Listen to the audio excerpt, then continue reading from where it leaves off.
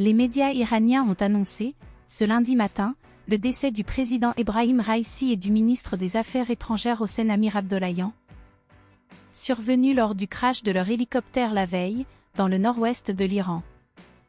Cette annonce inaugure une période d'incertitude politique pour l'Iran, un acteur de premier plan au Moyen-Orient, région actuellement secouée par le conflit armé entre Israël et le Hamas dans la bande de Gaza. L'annonce du décès du président a été relayée par les principales agences de presse et journaux, dans l'attente d'une déclaration officielle des autorités suite à la découverte de l'épave de l'hélicoptère à l'aube.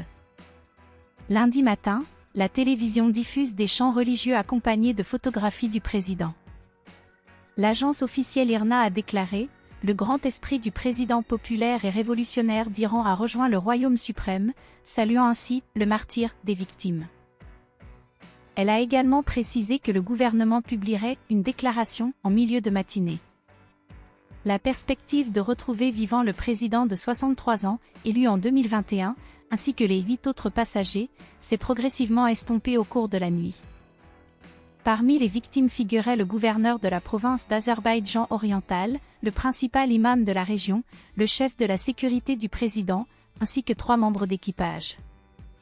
L'hélicoptère avait disparu dimanche en début d'après-midi alors qu'il survolait une région escarpée et boisée, dans des conditions météorologiques difficiles, marquées par la pluie et un épais brouillard.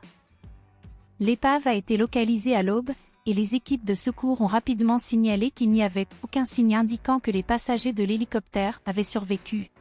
Dans la nuit, Téhéran a exprimé sa gratitude envers les propositions émises par plusieurs pays pour apporter leur assistance dans les opérations de recherche de l'hélicoptère, un Bell 212.